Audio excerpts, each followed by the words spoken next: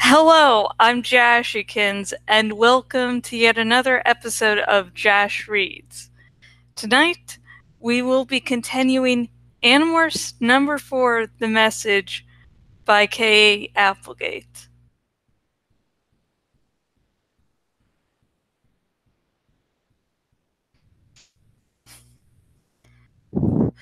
Birds! Big birds with nasty claws all around me. Wait! There was a nut. Ooh, a nut. Predators! Alert! I scampered across the floor. Look left, look right. Sniff, sniff, sniff the air. Oh, yes, predators. I smelled them. I heard them. Birds, a wolf, a badger. Predators, run, run, run. Oh, wait. Was that a nut? I hopped over to the nut. Yes. I seized in my little front claws and began immediately to chew a hole in it. Excellent. Wonderful. Chestnut. And I had it. No one could take it away. A noise.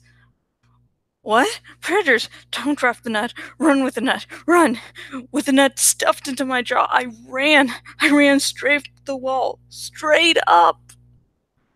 And that was the moment when Tobias decided to show up. Tobias flew in through the hayloft overhead. Unfortunately, in my squirrel mentality, with my human brain just barely holding on, I didn't realize it was Tobias. What it looked like to me was a red-tailed hawk, a bird of prey, and this one was not in a cage. No, this one was flapping around the high rafters of the barn. The hawk had talons like steel and a hooked beak that could open me up like a can of beans. I felt his hawk eyes on me. Run, run, run, run, run, run. I didn't know what to do. I mean, me, the human cat named Cassie, I didn't know what to do. I knew I had to get control over this squirrel. But it was so hyper. However, the squirrel knew just what to do. Zoom! I ran straight up the wall. My little claws grabbed at tiny splinters and cracks in the wood and shot up at a terrifying speed. If you've never been a squirrel, and let's face it, you haven't, you probably don't have any idea what it's like to run up. The wooden wall was like a floor under me. But at the same time, I knew the difference between up and down. I knew if I fell, it would be down. It's as if you were running across the floor in your house, but if you tripped, you'd fall back against the wall. Very strange. Tobias had come to rest on a rafter, but I could feel his eyes on me. I froze. I froze completely. Not even my tail twitched. I just clutched onto the wall and froze. But I couldn't keep it up. The torment of squirrel energy would not let me stand still for long. Suddenly, with barely a glance to the side, I launched myself through space. I flew. I just jumped and hurtled through the air for what seemed like half a mile, what was actually just 10 feet. Slam! I landed on the wooden beam that runs above the horse stalls. Bad move. Tobias had seen my movement. Out of the corner of my eyes, I saw his vast wings open. He swooped down, talons raked forward. Within, a new movement. Something large and furtive. A board in the side of the barn pushed open. A head poked inside. It was just below me. An intelligent, alert face looking up at me and wondering if I was dinner.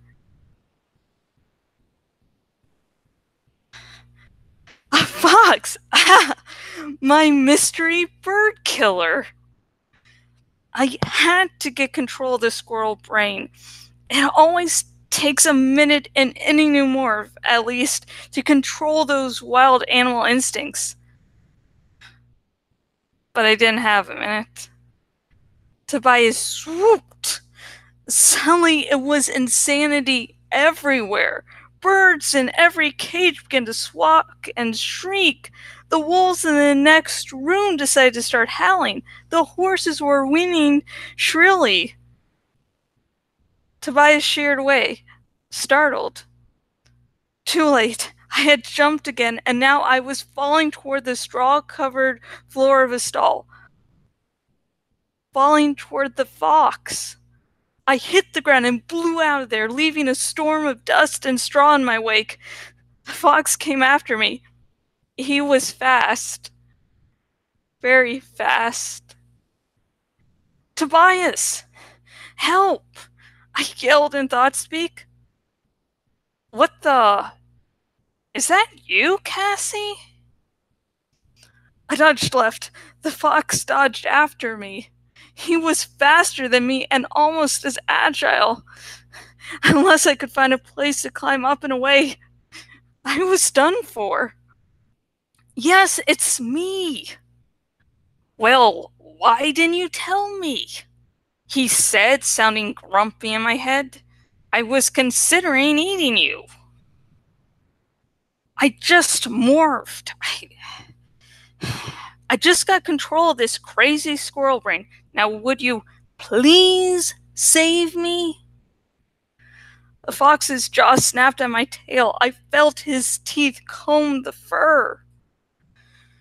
Good grief, Tobias said. He opened his wings and came hurtling down straight at the fox. The fox saw the shadow of the big hawk. He stopped dead in his tracks. Too late. Tobias raked him with his talons and shot past. The fox decided this was more trouble than he needed. He bolted for his secret passageway.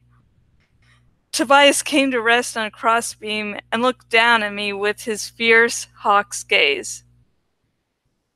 Cassie? Why are you out here at midnight turning into a squirrel? I was already starting to morph back to human shape. Well, we've had some birds taken in the last couple of days. We figured it was a badger, or a raccoon, or a fox, but we couldn't figure out how he was getting in. So I decided to morph and wait to see when he showed up.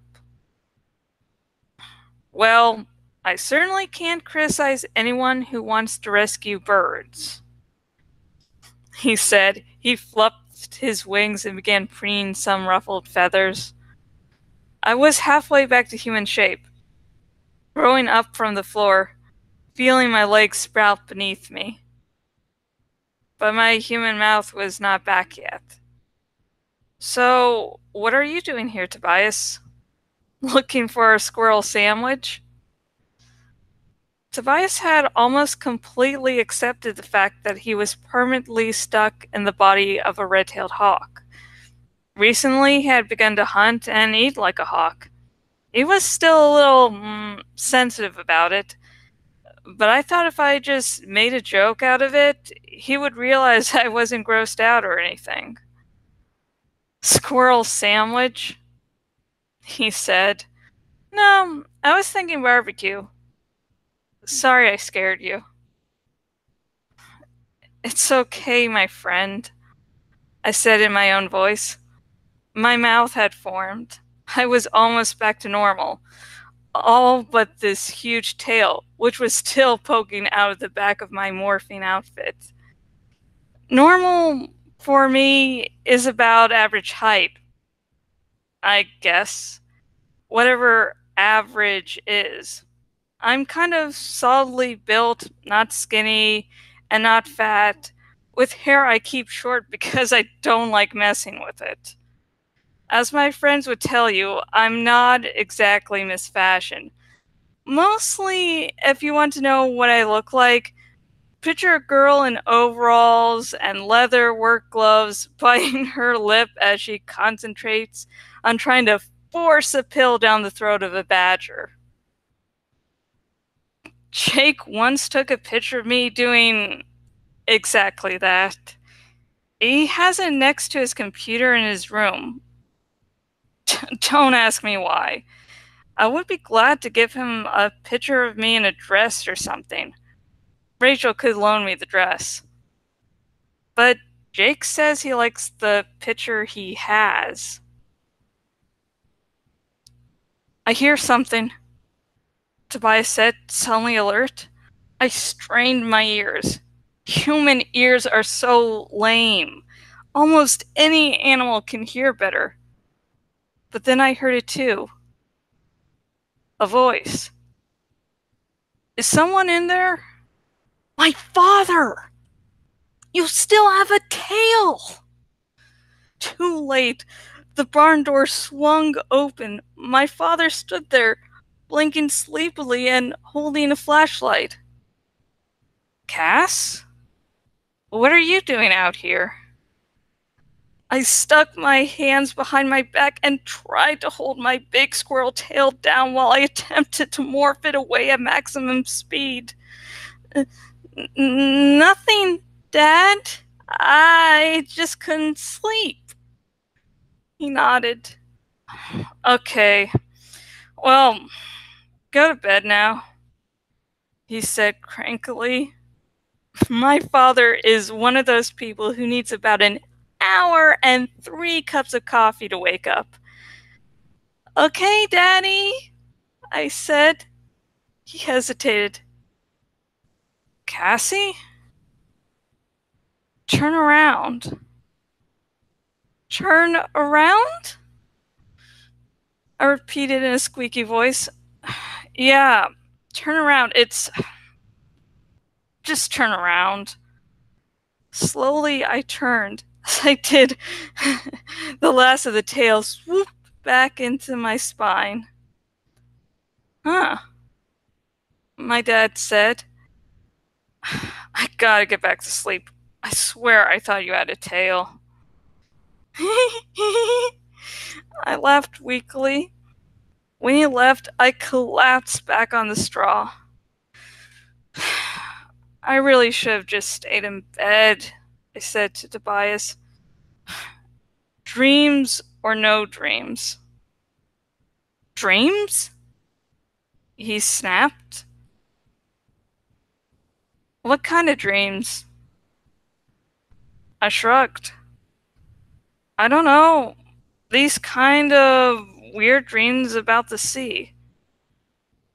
The sea, he echoed, and a voice calling out to you from beneath the water. It was warm in the barn, but suddenly I felt really cold. And that's the end of chapter 2. Hang on a sec.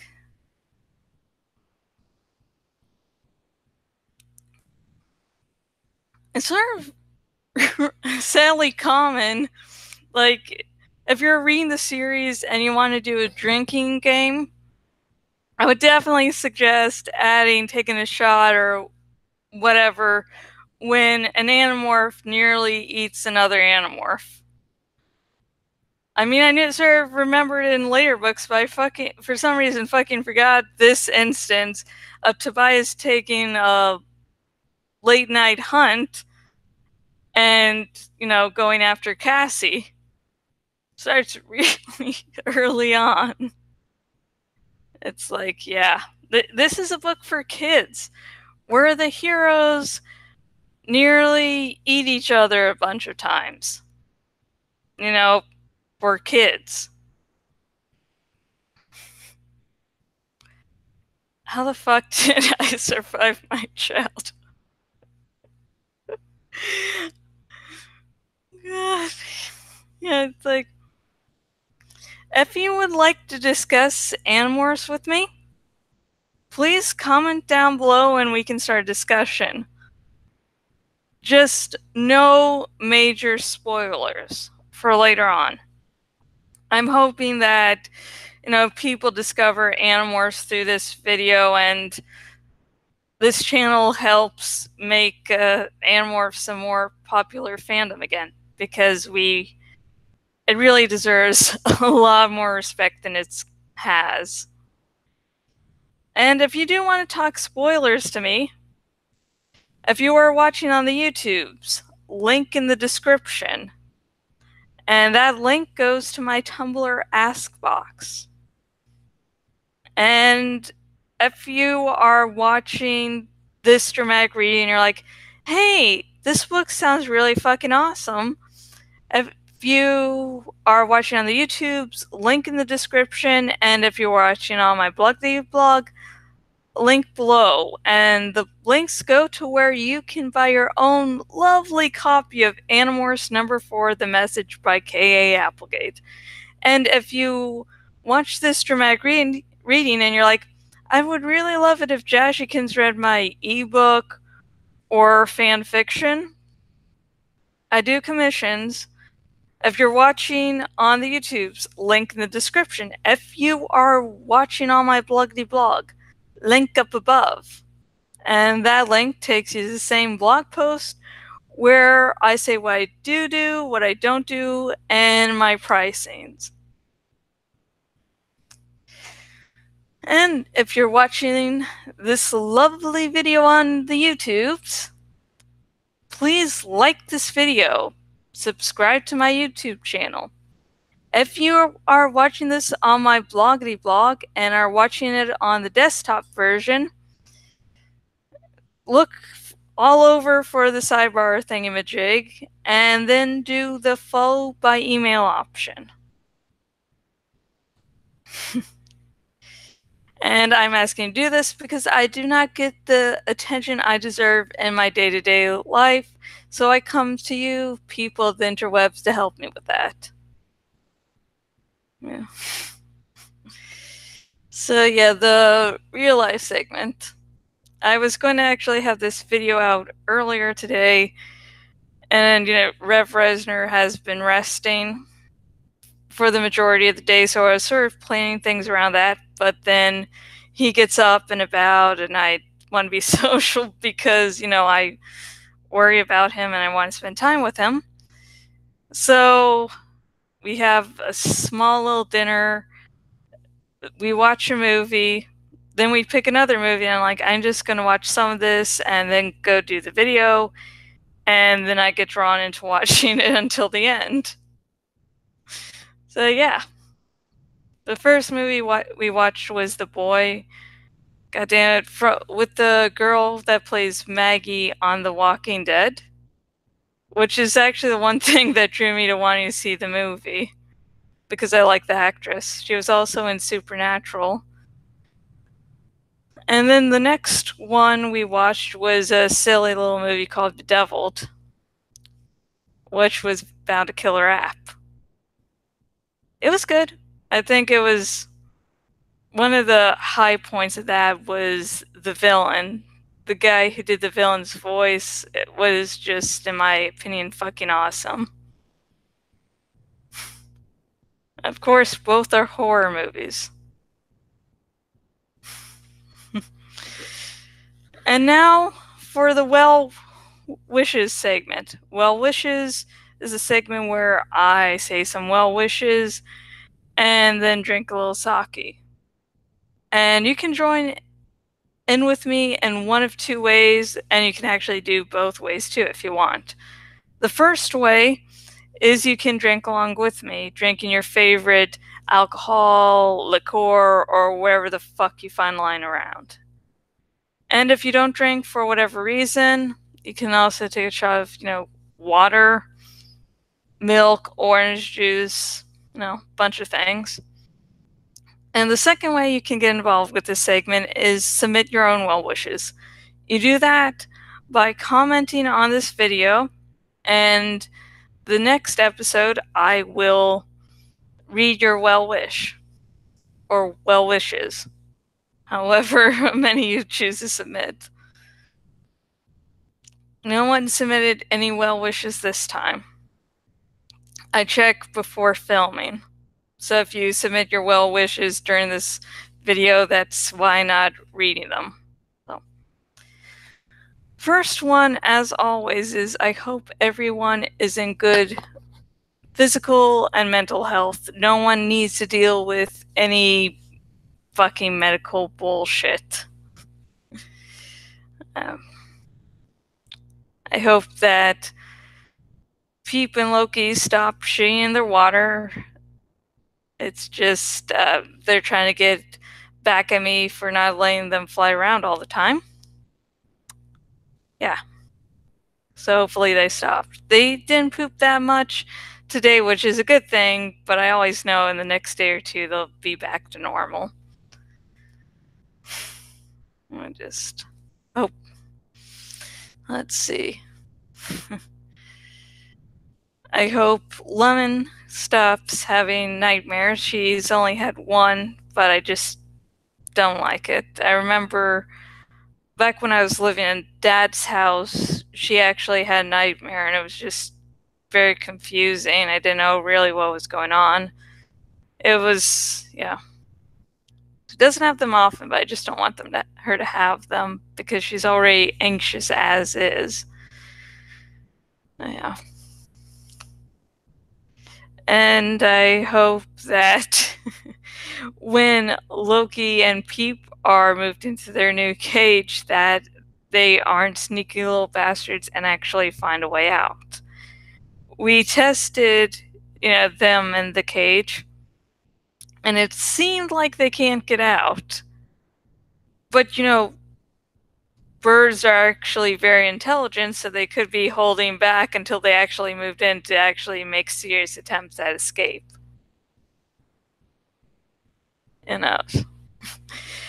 And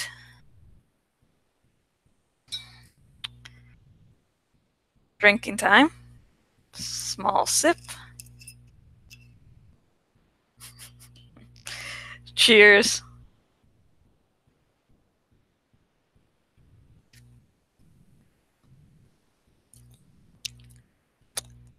Oh, that's good.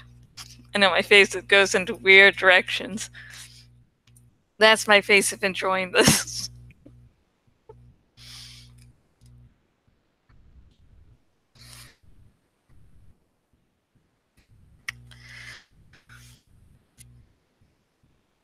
Okay.